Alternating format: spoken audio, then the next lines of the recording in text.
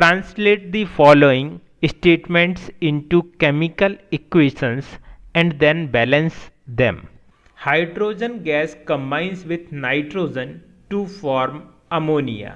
हमने लिखा hydrogen gas combines with nitrogen to form ammonia. Ammonia का फॉर्मूला होता है बच्चों NH3. चलिए बैलेंस करते हैं. हाइड्रोजन इधर 2 है, इधर 3 है, इधर नाइट्रोजन 2 है, इधर नाइट्रोजन 1 है. इसमें बच्चों सबसे पहले हम लोग नाइट्रोजन को बैलेंस कर लेते हैं, बिकॉज नाइट्रोजन 2 है और अगर हम यहाँ पर 2 कर दें तो हमको 2 नाइट्रोजन मिल जाते हैं और हाइड्रोजन हो जाते हैं हमारे 3 इंटू 2 6 हाइड्रोजन के लिए आपको करना होगा 3 इंटू 2 6. इस तरीके से बच्चों हमारा रिएक्शन बैलेंस हो गया है. ठीक, इसको हम लोग ऐसे सोच सकते हैं कि नाइट्रोजन का मॉलिक्यूल ऐसा है N और N, ये बीच में ट्रिपल बॉन्ड दिखाया है. आप अभी ट्रिपल बॉन्ड को बॉदर मत करिए. फिर इसमें आपको डालना है हाइड्रोजन. हाइड्रोजन का मॉलिक्यूल ऐसा है H बॉन्ड H और आपको बनाना है NH3. तो एक H इसके पास गया, एक H इसके पास गया, एक H और चाहिए, एक H और ले लो. तो एक H लाने के लिए H2 का एक और मॉलिक्यूल लेना होगा. एक H इसके पास चला गया, NH3 बना. ठीक है, अभी ये वाला N फ्री रह गया, एक H इसके पास गया, 2 H इसको और चाहिए, एक हाइड्रोजन का मॉलिक्यूल और ले लो. ठीक है, 3 H इससे जुड़ गए, 3 H इससे जुड़ गए, बन गया NH3 अमोनिया. चलिए नेक्स्ट क्वेश्चन है, hydrogen sulphide gas burns in air to give water and sulphur dioxide. चलिए रिएक्शन लिखने की कोशिश करते हैं. चलिए हाइड्रोजन सल्फाइड का फॉर्मूला लिखते हैं H2S प्लस, बर्निंग का मतलब है ऑक्सीजन की प्रेजेंस में कोई भी चीज़ बर्न होती है. क्या बन रहा है H2O plus SO2 gas sulphur dioxide. चलिए बैलेंस करने की कोशिश करते हैं. हाइड्रोजन 2 है, हाइड्रोजन 2 है, सल्फर 1 है, सल्फर 1 है, ऑक्सीजन 2 है, ऑक्सीजन 1 है और 2 है, ऑक्सीजन 3 है. ठीक बच्चों, H2S इज ऑलरेडी बैलेंस्ड.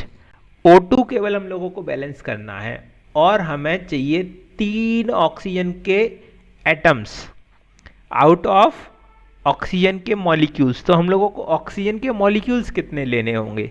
एक मॉलिक्यूल अगर अभी हमारे पास है, अगर हम इसको 3/2 मॉलिक्यूल ले लें तो हमारे पास टोटल हो जाएगा 3/2 हमने लिया और एक मॉलिक्यूल के अंदर 2 ऑक्सीजन एटम होते हैं, तो 2 से 2 कट गए, 3 बचे. तो यहाँ पर हम लोग लिख सकते हैं +3/2.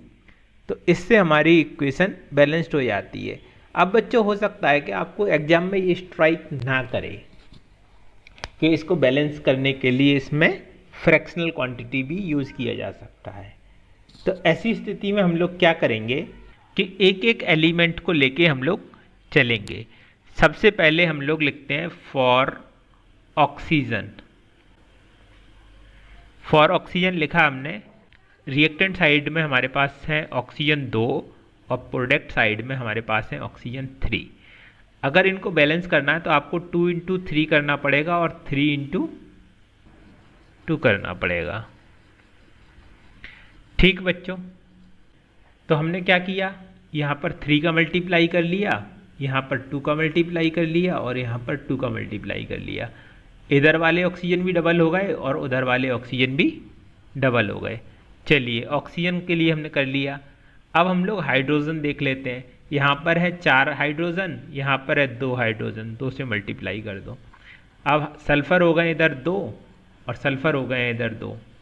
ठीक है, तो ये इक्वेशन बैलेंस्ड हो गया है, परफेक्ट है. थर्ड क्वेश्चन देखते हैं, C point. Barium chloride reacts with aluminium sulphate to give aluminium chloride and precipitate of barium sulphate. चलिए बच्चों लिखते हैं इस रिएक्शन को.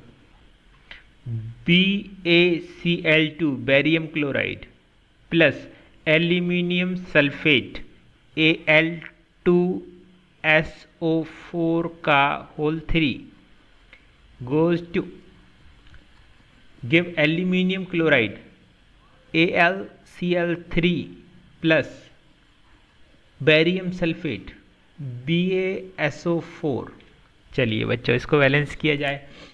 बी ए हमारे पास एक है, यहाँ पर भी एक है। Cl2 2 क्लोरीन है, यहाँ पर 3 क्लोरीन हो गए। ठीक, एल्यूमिनियम 2 है, यहाँ पर एल्यूमिनियम 1 हो गया, और SO4 3 है, SO4 हो गया 1। तो बच्चों बैलेंस तो इसको करना पड़ेगा। ठीक है, सबसे पहले हम लोग स्टार्ट करते हैं SO4 की बैलेंसिंग के साथ, क्योंकि SO4 के साथ सबसे बड़ा नंबर जुड़ा हुआ है विच इज़ 3। 3 क्लोरीन के साथ भी है, बट क्लोरीन के साथ 2 और 3 दोनों हैं। SO4 को बैलेंस करते हैं, तो यहाँ पर हमारे पास 3 SO4 है। यहाँ पर 3 SO4 बनाने के लिए यहाँ पर हमको चाहिए 3, तो हमने यहाँ पर लिखा है 3। तो आपके वो पास हो गए 3 SO4 और साथ में हो गए 3 BA। 3 BA बनाने के लिए इनको 3 BA कर दो। अब ये 3 BA हो गए हैं, लेकिन क्लोरीन हो गए हैं 3 × 2 6।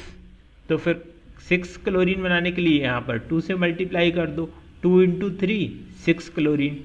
2 एल्यूमिनियम हो गए और 2 एल्यूमिनियम हो गई बच्चों रिएक्शन बैलेंस्ड। चलिए 5 का डी पॉइंट हम लोग कंसीडर करते हैं। Potassium metal reacts with water to give potassium hydroxide and hydrogen gas. Potassium metal K plus reacts with water H2O to give KOH potassium hydroxide plus hydrogen gas H2। ठीक बच्चों, तो बच्चों इस reaction को balance करना बहुत आसान है। यहाँ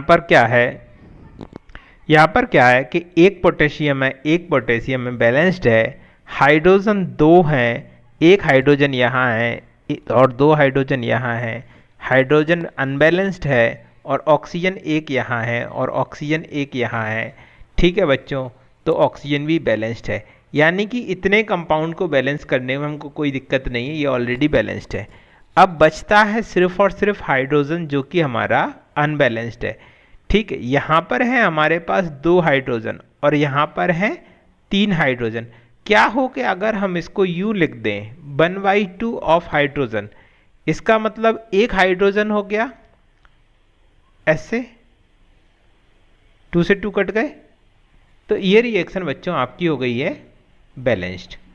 ठीक है, अब आप ये सोच सकते हो कि इस रिएक्शन को क्या हम किसी दूसरे तरीके से बैलेंस कर सकते हैं, क्योंकि एग्जाम में ऐसा ज़रूरी नहीं है कि आपको कोई फ्रैक्शनल नंबर स्ट्राइक कर जाए दिमाग में कि इसको यूज़ करने से रिएक्शन बैलेंस्ड हो जाएगी।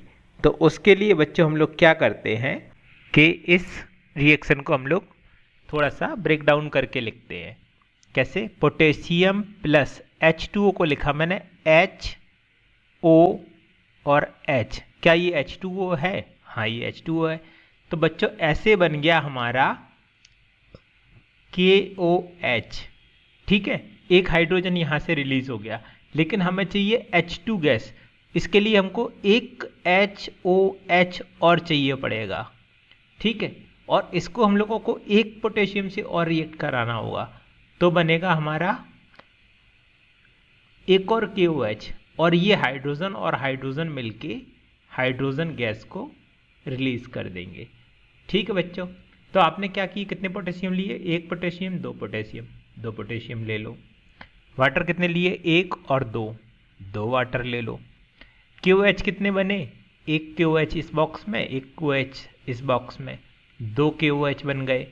और हाइड्रोजन गैस कितनी बनी? एक मॉलिक्यूल, ये एक बॉक्स हाइड्रोजन गैस का, तो यहाँ पर 1 लिखने की आपको नीड नहीं है।